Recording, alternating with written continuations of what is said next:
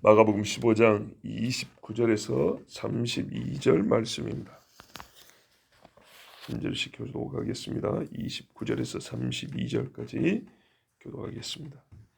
지나가는 자들은 자기 머리를 흔들며 예수를 모욕하여 이르되 아하, 성전을 헐고 사흘에 짓는다는 자여, 내가 너를 구원하여 십자가에서 내려오라 하고, 그와 같이 대제사장들도 서기관들과 함께 희롱하며 서로 말하되 그가 남은 구원하였으되 자기는 구원할 수 없도다.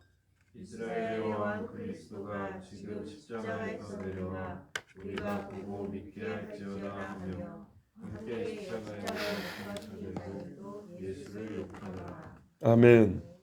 오늘은 세 부류의 사람들이 예수님을 조롱하고 모욕하고 희롱, 말로 놀리는 거죠.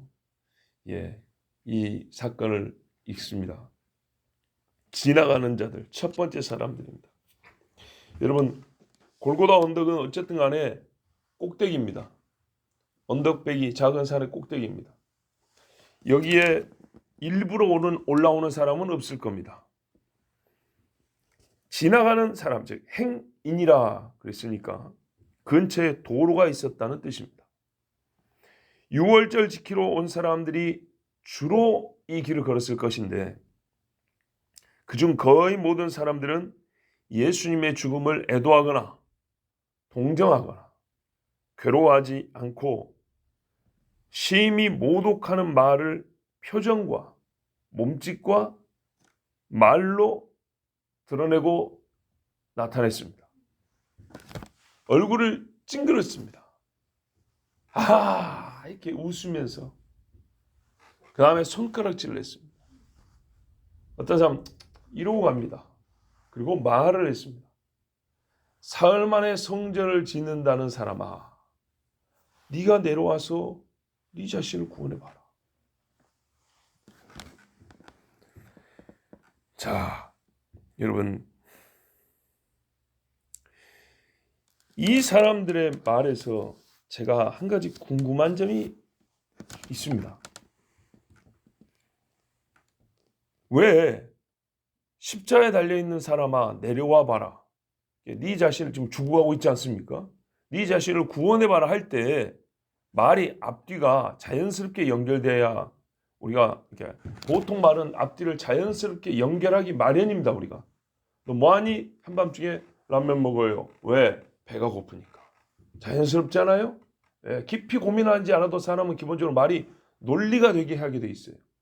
그러면 십자가에 매달려 지금 죽어가고 있는 사람이잖아요. 이 사람을 네가 내려와서 구원하여 보라 할 때는 너는 전에 많은 사람을 구원했던 사람 아니냐. 이렇게 구원했던 사람이니까 지금 네 자신을 충분히 구원할 수 있을 거 아니냐. 이래야 말이 되죠. 의사 보고도 그런 말 할 때 있잖아요. 수많은 병자를 살린 사람도 자기 병 하나 어떻게 못하고 죽더라고 이런 말 한단 말이죠. 그렇다면 예수한테도 뭐라고 욕을 해야 되냐면 죽은 자를 살린 자여, 문둥병자를 고친 예수여, 중풍병자를 일으켰던 중풍병자를 일으키면서 그 사람의 죄도 사하였던 하나님의 아들이여, 귀신을 쫓아내고 바람과 바다도 잠잠케 한 선지자여, 오병이의 기적을 일으킨 모세 같은 사람이여, 십자가에서 내려와 봐라. 이래야 말이 자연스럽다 이 말이죠. 성전을 사흘 만에 짓는다는 거하고 구원 얻는 거하고 이거는 별개 문제라고요. 왜? 이건 하나의 건축의 문제잖아요. 근데 십자가에서 여기서 내 몸을 성하게 하는 거라고요. 그럼 앞에 이야기들 생각해 보세요. 죽은 사람을 3명이나 살린 사람이요. 모세 이후에 문둥병 고쳤다는 이야기 우리가 들어본 적이 없는데 문둥병을 고친 예수여, 중풍병자는 모세도 못 일으키는데 당신은 일으키고 하나님의 아들이라고 주장하지 않았소. 그렇다면 하나님의 아들이요, 내려오시오.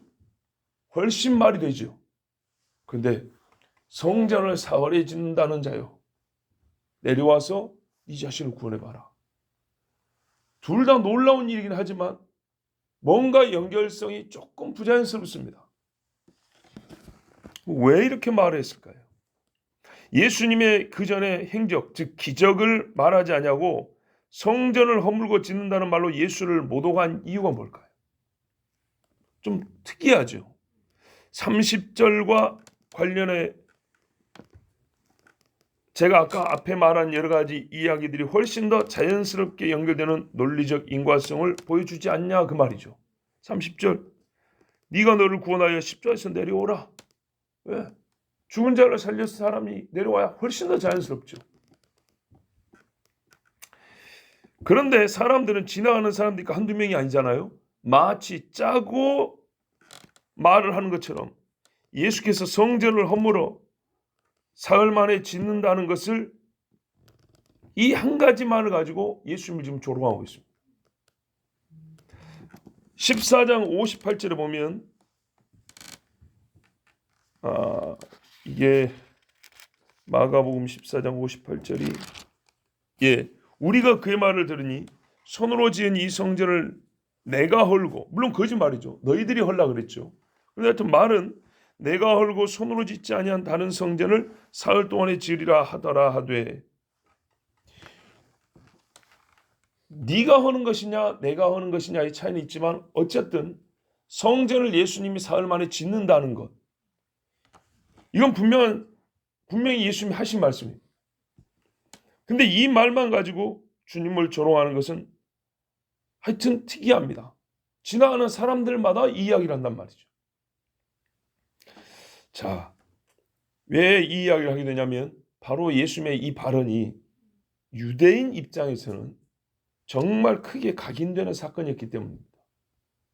다시 말해서 우리가 기억하는 오병이어의 대단함보다, 그 사건이 주는 충격보다, 죽은 자를 살린 일보다 유대인들의 귀에 들어오는 말로서는 성전을 헌다, 성전을 감히 지가 다시 짓는다, 이 말이 최고로 깊이 새겨지는 말이고 잊혀지지 않는 불쾌한 말이고 미움을 유발하는 말이었다 이 말입니다. 가슴 깊이 박힌 말이었다는 뜻입니다. 그리고 이 말이 언제 나왔냐면 배경이 이래요.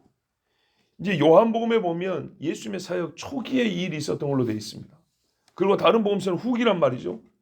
그래서 이게 앞에 있었던 일이냐 뒤에 있었던 일이냐, 아니면 한 사건을 배열을 다르게 한 거냐, 저는 두 번도 있었다고 생각합니다. 아니면 이건 여러 번이 가능합니다. 예수님이 절기에 몇 번 올라왔는데 성전은 항상 그 모양인데, 여러분 중풍병자는 한 사람만 고쳐줬습니까? 여러 명 고쳐줬죠. 죽은 자도 3번 살렸는데 성전을 그 눈앞에서 보고 그거를 3년 동안 한 번만, 그럴 수는 없는 거죠. 제일 중요한 게 지금 성전인데, 니들이 뭐라 하나 예수님 마음으로 하나 제일 중요한 게 성전인데, 여러분과 상관없습니다. 어쨌든 배경은 똑같습니다. 절기, 특별히 6월절에 하나님이 우리를 구원하신 그날을 기념하는 절기에 가보니까 온 장사치들과 짐승들이 성전에 난잡하게 있는 거예요. 거기서 행해지는 일은 하나님을 섬기는 일하고 아무 상관없고 하나님의 구원을 기하는 일하고 아무 상관없는 일이 있는 거예요. 그때 예수님이 다 엎었죠. 엎고 쫓아냈습니다. 그러자 이 세상 말로 위세고요, 주님의 권세에 사람들이 당황해서 막지를 못합니다. 즉 다 쫓겨납니다. 다 엎어집니다. 그런데 이 사람들도 가만히 있지는 않고 한마디 합니다. 네가 지금 하는 일은 대제사장도 하지 못한 일이다. 뭐 대제사장이나 돼야 이런 일을 하면 우리가 이해를 하는데 너는 한낱 작은 선생 아니냐.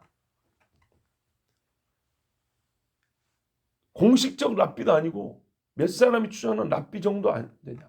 뭐 들어보니까 뭐 천사가 어쩌고저쩌고 해서 났다고 하는 성령이 뭐 임했고 천사 와서 네가 난 걸 얘기해 줬고 하지만, 그런 일을 우리가 좀 믿기 어렵고, 하여튼 너는 특이한 인물인 건 사실이고 기적을 행하는 건 우리가 많이 들었기 때문에 혹시 어쩔까봐 두려워서 손은 못 대겠는데, 그래도 네가 이렇게 난리를 칠 정도의 뭔 자기 증명은 해야 될 거 아니냐.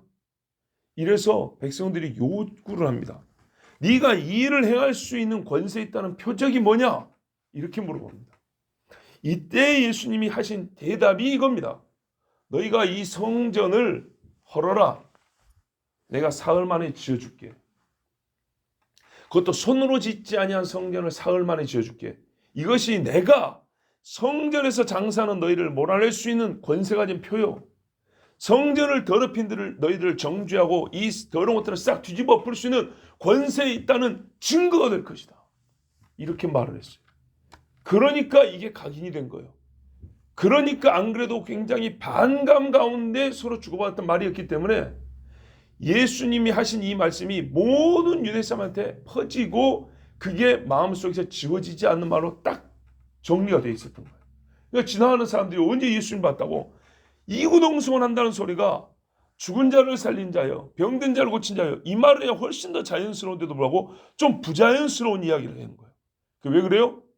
이게 바로 예수님 죽음을 동정하지 못하는, 불쌍히 여기지 않는 사람들, 즉 마땅하다고 생각하게 된 이후에는 예수님이 행한 여러 가지 기적의 선한 일이 아니고 성전과 관계된 일이 그들의 마음속에 들어있었기 때문에 예수님을 동정하지 못하게 됐다 그 말입니다. 즉 이게 온 유대인이 갖고 있었던 예수에 대한 불만이었어요. 그전에는 예수님의 가르침이 그래도 옳은 거예요. 그 권위가 놀라운 거예요. 제자들도 봐보세요. 지금 다 도망갔죠. 그런데 지금 일단 못이 박혀나니까 속된 표현으로 아무것도 아닌 거예요. 이 상황에서 당신의 권위에 눌릴 필요가 없어. 이 상황에서 옛날에 기적행한 예수가 아니란 말이죠. 그러니까 그때는 감히 우리가 무서워서 말을 못했는데 지금은 충분히 우리도 하고 싶은 말 할 수 있어. 그래서 해보라고 했더니 자연스럽게 할 수 있는 말이 뭐냐 하니까 성전 이야기인 거예요. 놀라운 이야기죠. 자, 여러분, 예수님이 만약에 성전을 사흘 동안에 일으켰으면 이 말만 사실하면 유대인들은 다 예수를 믿을 수 있답니다. 자기들이 분명히 이렇게 고백했어요. 근데 그것을 못하는 자로 지금 죽어가는 거예요. 그리고 네가 십자에서 내려오면 그것도 할 수 있다고 믿겠다는 거예요. 그리고 네가 사흘 동안에 성전을 일으킬 자라면 너는 분명히 내려와야 된다는 거예요. 그러나 못 내려오는 거 보니까 성전을 못 짓겠구나. 그러고 자기들이 갖고 있었던 예수를 그토록 조롱하고 싶었던 그 마음을 충분히 감정 표현할 수 있었어요. 성전의 문제가 얼마나 중요했는지 우리가 여기서 유대인이 아니기 때문에 몰랐던 사실, 유대인의 입장에서 깨닫게 됩니다. 또한 이 말은 대제사장들의 선동의 효과이기도 했습니다. 지나가는 사람들이 전부 이날 아침 빌라도 앞에 서 있었던 사람들은 아닐 것입니다. 그렇죠? 다 모였던 사람들은 아니에요. 그냥 말 그대로 지나가는 사람들이에요. 이날 사형수, 특히 예수의 죄명과 갑자기 그가 하룻밤새 잡혀 사형에 처해지게 된 연유에 대하여 묻고 답하는 것이 이날 아침에 예루살렘에 모인 모든 사람들에게 대화의 주제였을 겁니다. 아니 예수가 지난밤에 잡혔다면서? 그러면서 우르르 몰려다니는데 죄명을 보니까 저게 죄명이야? 나사렛 예수 유대인의 왕. 유대인의 왕이 십자에서 못 내려와. 자, 이게 세 명의 죄수 중에 예수님 죽음이, 예수님이 십자가에 달린 게 이 사람들에게 최고의 빅 뉴스라 이 말이죠. 그런데 이 일을 대제사장들이 예견을 못했을까요? 예견하죠. 예수 사형에 처한 게 최고의 뉴스라는 걸 다 예견하죠. 그러면 어떻게 무리들의 마음을 끌어모을 것이냐. 즉 반예수적으로, 친대제사장적으로 최소한 예수 편에 든 사람들이 저가 되는 거죠. 여차하면 밀란이 날까? 자기도 두려운 거 아니겠습니까? 그래서 대제사장들이 대답할 말을 미리 아랫사람들과 동조자들에게 담아주었을 것은 뻔합니다. 너희들 소문 이렇게 내라. 예수가 달린 걸 보고 사람들이 깜짝 놀랄 건데 야 성전 이야기라 성전 이야기. 그러면 사람들이 대번에 우리하고 비슷한 마음을 갖게 될 거다. 그러지 않겠습니까? 그래야 예수 추종자들의 입도 막을 수 있습니다. 왜요? 지나가는 사람들이 조롱하던 내뱉은 말들은 예수님의 추종자들에게는 입을 열지 못하게 하는 자물쇠와도 같기 때문입니다. 왜냐하면 예수께서 이 일은 실제로 행한 적이 없기 때문입니다. 만약에 죽은 자를 살리고 병자를 고친 이야기를 했으면 예수 추종자들, 대제사장 입장에서 그래도 예수가 죽은 자를 살렸잖아요. 우리 중에 그런 증거가 있잖아요. 이러지만 성전은 사흘 만에 진다 했는데 예수님이 아무것도 하지 않고 지금 죽었잖아요. 그죠? 성취된 일이 아니에요. 성취되지 않은 예고된 표적이었기 때문에 예수 추종자들도 증거가 없어요. 할 말이 없는 거예요. 거기다 민감한 성전 이야기니까.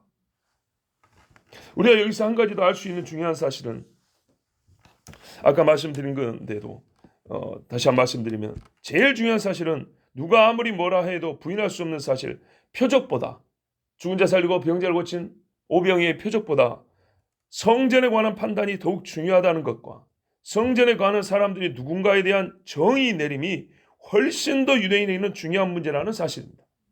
유대인들은 예수님이 하신 일에 대하여 부정하지도 잘못이라 말한 적도 사실 없습니다. 오병이어를 하니까 이건 잘못이다. 그런 적이 없습니다. 병자를 일으키니까 이건 죄다. 이렇게 말한 적이 없습니다. 예수님의 행위에 대하여 정면으로 반대하고 불만을 표치는 건 바로 이 성전 사건입니다. 하지만 성전에서 일어나는 일들과 성전에 거하는 사람들에 대한 판단에 대하여는 크게 민감하게 반응하였고 예수님의 판단에 전혀 동의하지 않았으며 대제사장들과 마찬가지로 기회만 주어진다면 이 문제로 말미암아 예수를 죽일 정도로 미워했던 속마음이 지금 밝혀진 것입니다. 말하자면 설교자인 저 같은 사람들이 우리의 윤리 문제를 가지고 하면 부정할 수 없어요. 그렇죠? 우리가 세속적인 욕심을 얘기하면 뜨끔하지만 부정할 수 없는 사실이에요. 그러나 예배하는 나, 우리가 모인 교회에 대하여 얘기할 때는 여러분 봐보세요. 그 어느 문제보다도 솔직히 더 민감하게 반응이 돼요. 그리고 뭐 저든지 아니면 다른 목회자든지 이 문제에 대해서는 솔직히 불만도 더 잘 생겨요. 안 그런가요? 제가 사실 어제 여러분에게 막 뭐라 해놓고 하루 종일 마음이 무거웠고 미안했거든요. 왜냐하면 한국 교회를 향한 저의 이 목회자로서 굉장히 답답한 마음이 대부분의 표출입니다. 그리고 저보다 앞선 선배들에 대한 개인적 이 한편으로는 같은 목회자로서 분노입니다. 근데 여기 계신 분들한테밖에 말할 수가 없는 거예요.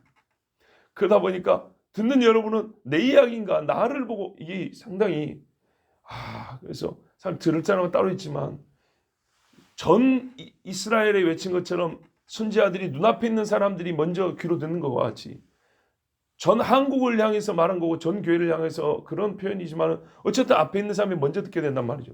참 이거는 짝이 잘 맞지는 않지만은 하여튼 뭐 어쩔 수가 없이 그렇게 외칠 수밖에 없는 문제입니다. 그런데 어쨌든 이런 외침에 있어서 여러분들도 들을 때 마음에 크게 이 상처가 되고 괴로움이 되는 문제는 뭐냐면 다 교회 문제이기 때문입니다. 교회와 교인에 관한 문제입니다.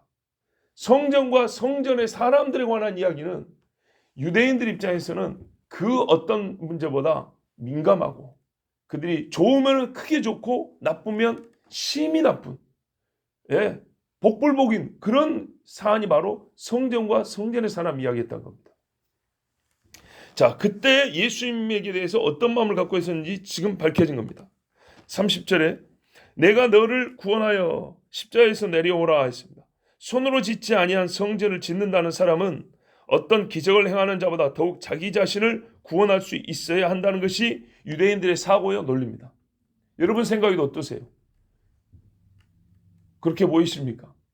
손으로 짓지 아니한 성전을 지금 46년 지어도 못 짓는 거를 혼자 사흘 만에 짓는데요. 손도 안 대고. 그럼 그 정도 되면 십자가에서 내려올 수 있어야 한다. 이게 유대인들의 사고고 논리인데 어떻게 생각하세요? 나는 이 논리가 말이 된다고 생각합니다. 그런 사람은 절대 십자가에 달리면 안 됩니다. 여러분 성전입니다. 하나님께 나아가는 집이고 하나님의 집입니다. 하나님의 집을 지은 사람이 죽어서 되겠습니까? 그것도 죄인으로 저주받은 자로 죽어가지고 그 저주받은 손으로 어떻게 성전을 짓겠습니까? 아니 손이 아니라 말이라 할지라도 저주받은 죄인으로 죽는 자가 어찌 여호와의 집을 짓는단 말입니까? 말도 안 되는 이야기죠. 부정한 몸으로 성전에 들어갔다 죽임을 당한 제사장도 있는데 무리는 전과 같이 표적을 요구했습니다. 표적. 네가 성전에 있는 우리를 쫓아낼 수 있는 표적이 뭐냐? 권세를 갖던 표적이 뭐냐? 그것처럼 지금도 표적을 요구했습니다. 네가 너를 구원하라. 그 표적이라면 네가 전에 말만 해놓고 하지 못한 거 있지, 성전 짓는다는 거, 그거 할 수 있다고 인정해 줄게. 나름대로 일관성이 있습니다. 우리는 항상 같은 표적을 요구한다. 성전을 네가 지을 수 있다. 그것이 우리에게 표적이 될 것이다. 성전에 관하여 네가 판단을 낼 수 있고 성전에서 일하는 우리를 정죄할 수 있는 권세 가진 자라는 표적은 성전을 짓는다고 한 그 말, 그걸 네가 성취해봐라. 그런데 지금 십자가에 매달려 있네. 그러면 내려와. 내려오면 성전 지은 걸로 쳐줄게. 성전 네가 짓는 거 똑같이 여겨줄게. 그 표적이면 우리가 성전에 있지만 너의 판단대로 성전과 아무 상관이 없는 사람이랑 그 정죄를 받아들이마. 이렇게 예수님 앞에 나름대로 일관성 있게 요구하고 있는 거예요. 자, 그와 같이 십자에서 내려오라는 겁니다. 이게 그리스도라는 증거가 되는 것이죠. 그와 같이 자, 이제는 저절로 타는 장작더미와 같이 무리는 대제사장들과 서기관이 원하는 말을 잘들 해주고 있습니다. 그래서 대제사장과 서기관이 선동을 할 필요 없이 오히려 동조만 해주면 됩니다. 31절에 그와 같이 사람들이 이렇게 말해주고 있으니까 대제사장들도 서기관들과 함께 희롱하며 서로 말하되 그렇지, 그가 남은 구원하였으되 자기는 구원할 수 없도다. 일관성 있게 성전 문제로 밀고 나갔으면 좋으련만 여기서 대제사장과 서기관들은 약간의 허점을 보입니다. 보십시오. 그가 남은 구원하였으되, 앞에 무리들은 남은 구원한 얘기 안 했어요. 그냥 성전 이야기로 왔어요.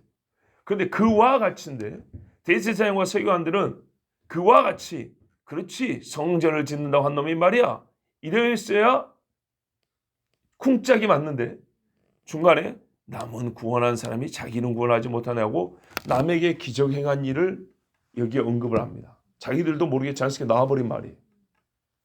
이 말은 이 사람들의 고발이 거짓말하는 걸 말해주죠. 예수님 고발할 때 이야기는 절대 꺼낸 적이 없어요. 이거는 예수님을 죽일 이유가 아니라 상줘야 될 이유이기 때문에.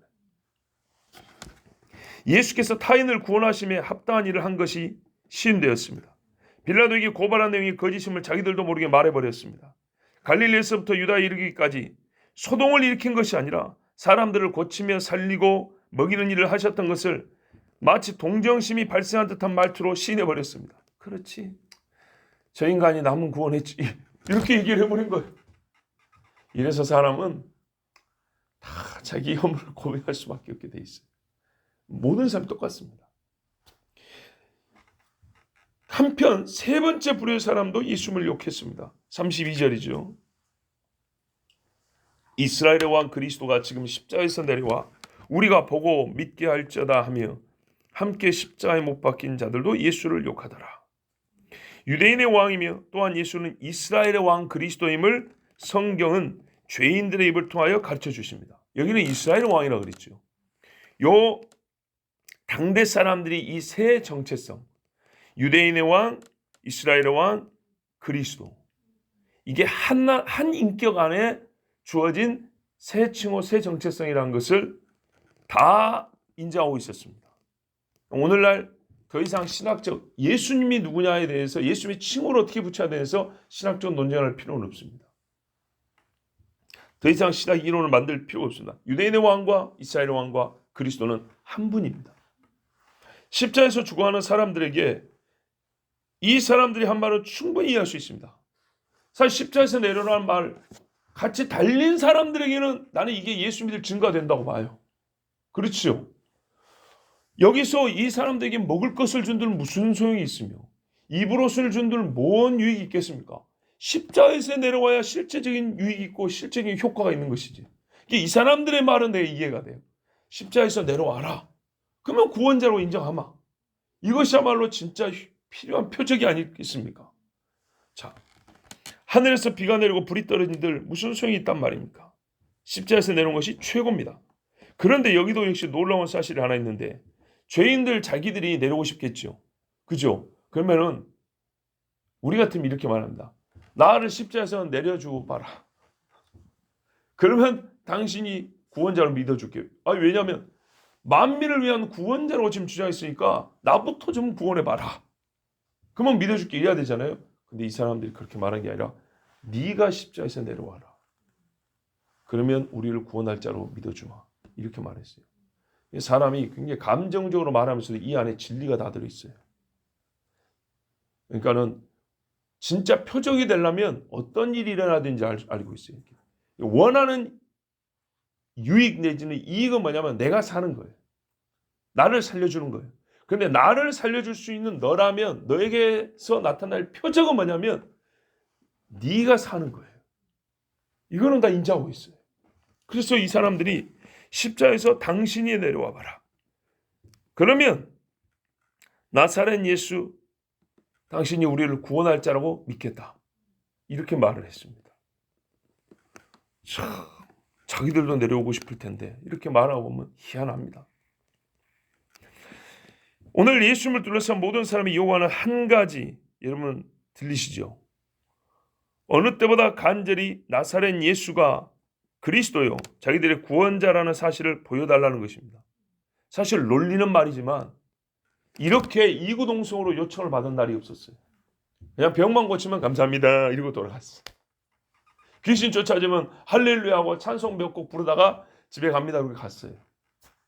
없어요. 밤이 되면 다. 그런데 모인 사람들이 당신이 구원자라는 것을 보여주십시오. 이렇게 요구한 적은 없어요.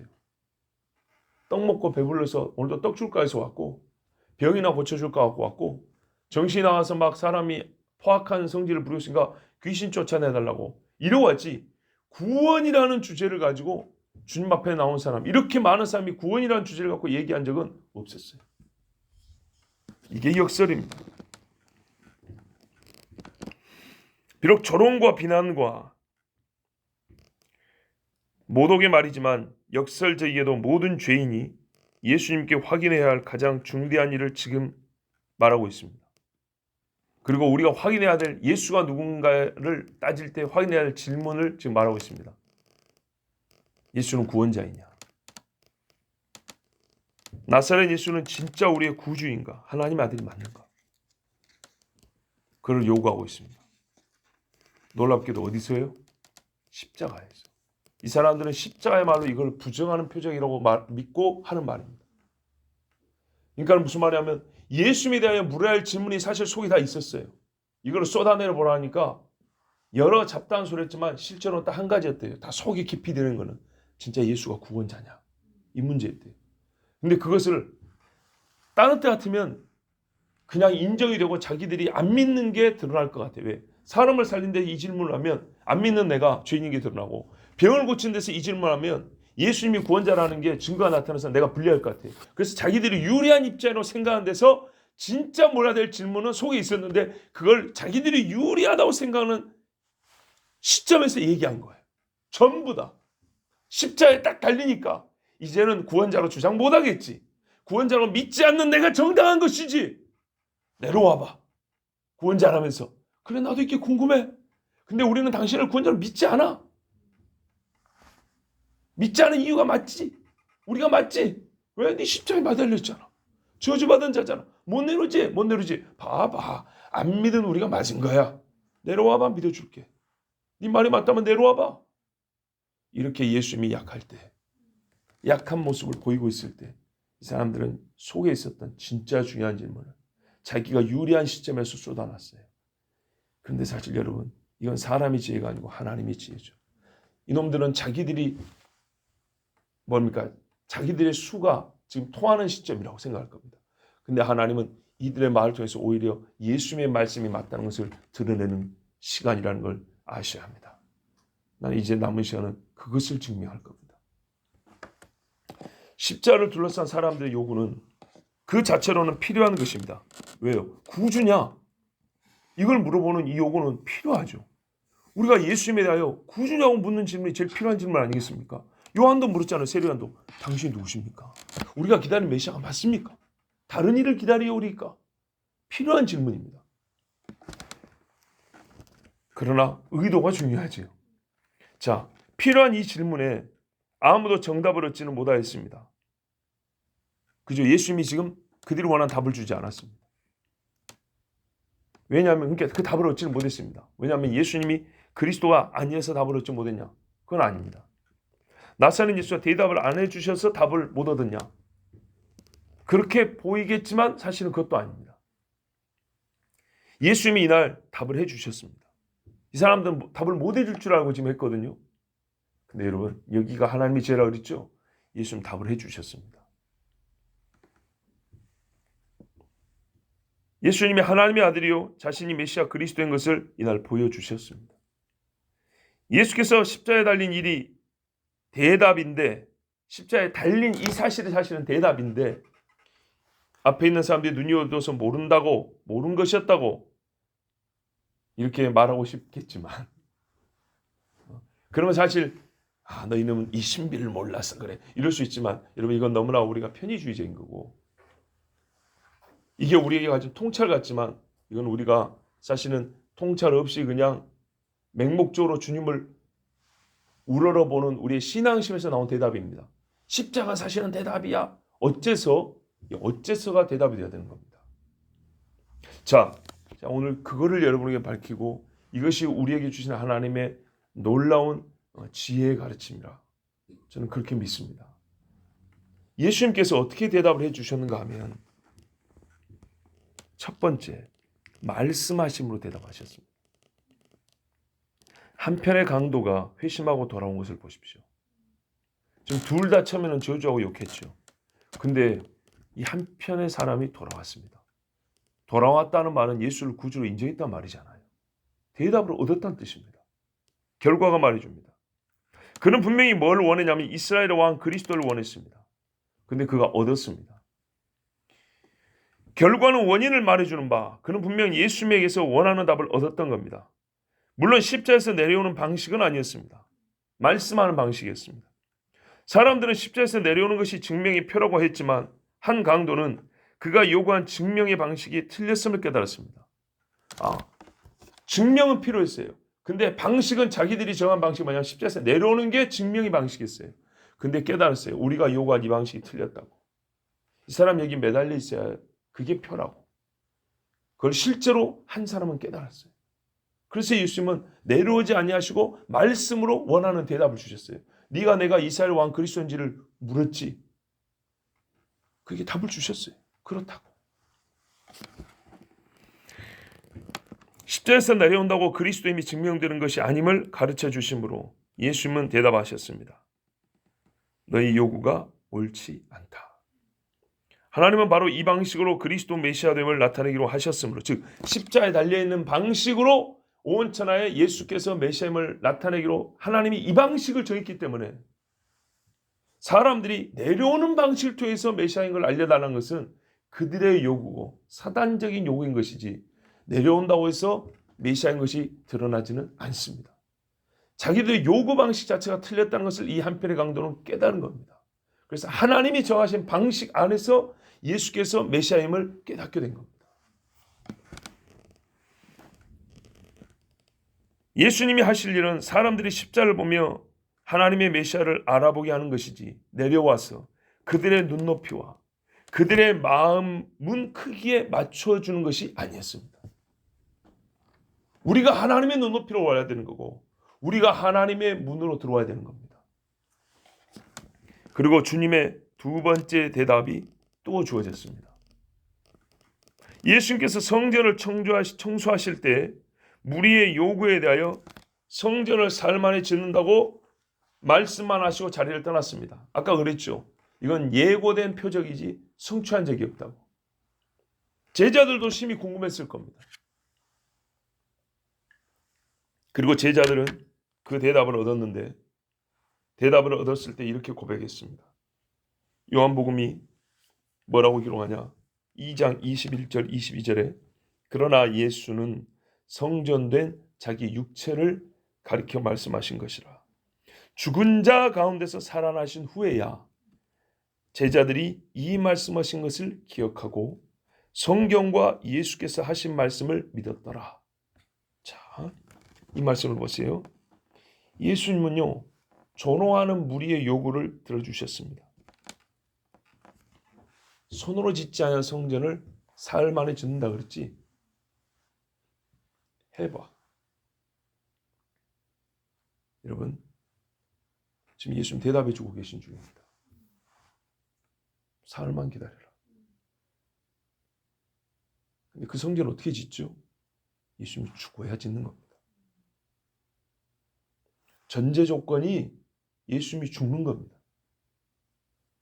건물 짓기 전에 털을 닦는 것처럼 예수님이 지금 새 성전 지을 터 닦는 중입니다.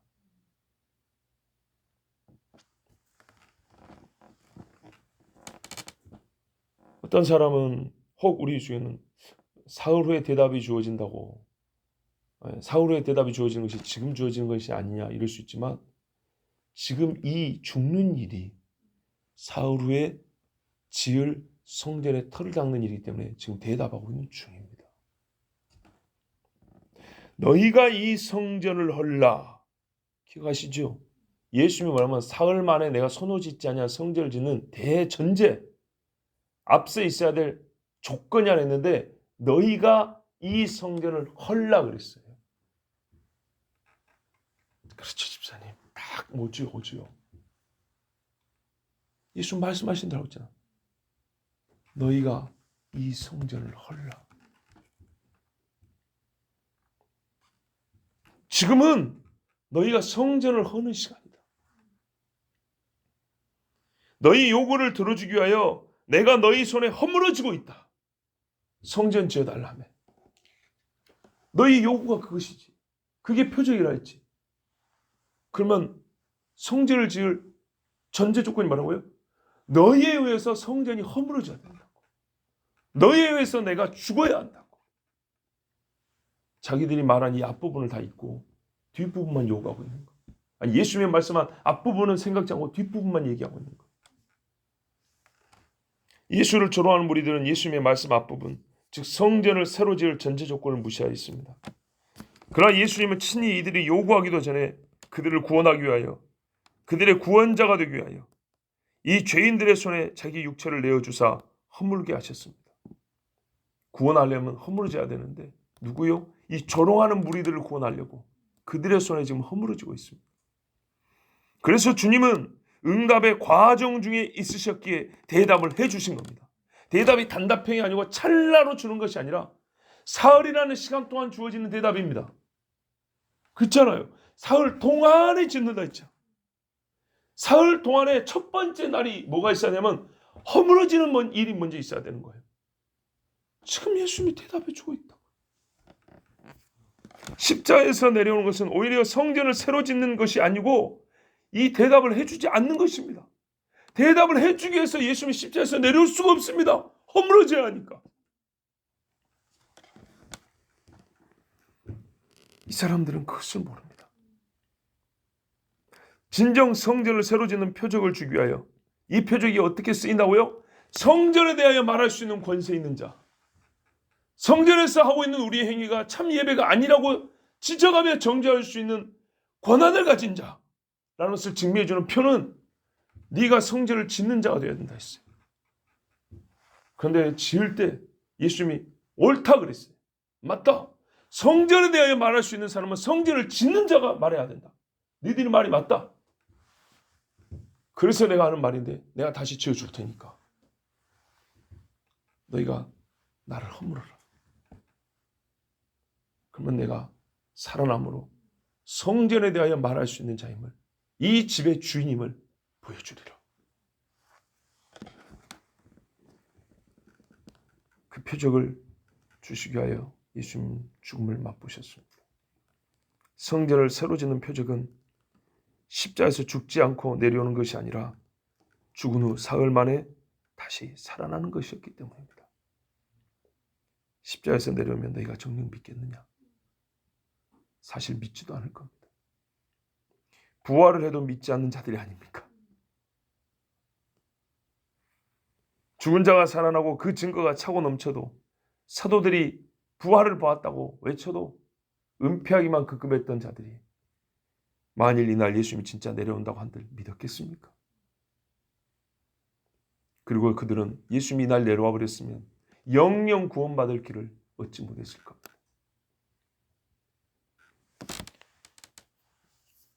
제가 이 사람들에게 하고는 말입니다. 어리석은 자들아, 너희는 십자가에서 내려오는 자가 유대인의 왕 메시아라고 말하지만 실상을 말하노니 십자가에서 내려오는 자는 결코 너희들의 왕도 메시아도 구원자도 될 수 없음을 깨닫지 못하느냐. 귀가 어둡고 마음이 완악하여 믿지 못하는 자들이여, 예수는 죄인들의 어리석음과 악함을 참으사 모욕하고 조롱하는 그들마저 구원 얻을 길을 만들기 위하여 십자가에서 죽으셨습니다. 십자가에서 내려오라 소리지른 자들이라도 십자가에서 죽은 예수, 죽은 지 사흘 만에 다시 살아난 예수를 믿고 자기 죄를 회개하면 바로 그로 말미암아 구원을 얻게 하시려 예수님은 오늘 그대로 십자가에 못 박혀 계셨습니다. 기도하겠습니다. 하나님 아버지, 사람들이 예수님께 모욕하며 소리 질렀습니다. 십자가에서 내려오면 내가 구원자인 줄 믿겠다. 수많은 불신자들이 신자들이 말합니다. 너희에게 무슨 일하면 네가 믿는 예수가 참인 줄 믿겠다. 하나님이 널 사랑한 줄 믿겠다. 과연 그럴까요? 주님, 십자가에서 내려오지 않는 것이 정말 그들에게 유익이요 그들이 원하는 대답을 주는 것이었기 때문에 우리 주님은 자기 자신을 허물도 내어주셨습니다. 마지막 때는 그리스도인들이 육체를 내주어 세상 사람들에게 내 육체를 허물으라고 내줌으로 말미암아 그리스도 예수가 우리의 구주라는 것을 증명하는 때입니다. 우리가 육체로 세상 사람들의 허물어짐을 당하면서 내가 그리스도인됨을 나타내는 시기가 바로 지금입니다. 우리에게 예수 따름에 인내가 있게 하시고 정말 하나님의 지혜가 우리에게 충만케 하여 주시옵소서. 예수가 부끄러움을 참으사 십자가를 개의치 아니하시더니 하나님 보좌 우편에 앉으셨느니라. 마찬가지로 우리가 이와 같이 허물어짐을 당할지라도 부끄러움을 당할지라도 이 모든 일을 개의치 아니하고 예수 영광을 위하여 참아 주님 모실 때 할렐루야 부름받고 공중에서 주를 만나는 신부들이 되게 하여 주시옵소서. 너희의 신랑이 온다는 소식이 언제적 이야기인데 아직 오지 아니하느냐? 신부가 이렇게 고난을 당하는데 너희 신랑은 모른 척한단 말이냐? 너희 신랑이 예수라고 그 예수가 오는 표정 하나만 내놓아봐라. 그들은 알지 못하지만 우리가 육체가 허물어짐에도 예수를 부인하지 않는 이 자체가 표적인 것을 세상이 알게 하여 주시옵소서. 우리 주 예수 그리스도의 이름으로 기도하옵나이다. 아멘. 하늘에 계신 우리 아버지여, 이름이 거룩히 힘을 받으시오며 나라의 임하옵시오며 뜻이 하늘에서 이루어진 것 같이 땅에서도 이루어지이다. 오늘날 우리에게 일용할 양식을 주옵시고 우리가 우리에게 죄 지은 자를 사하여 준 것 같이 우리의 죄를 사하여 주옵시고 우리를 시험에 들게 하지 말게 하옵시고 다만 악에서 구하옵소서. 대개 나라와 권세와 영광이 아버지께 영원히 있사옵나이다. 아멘. 기도하겠습니다.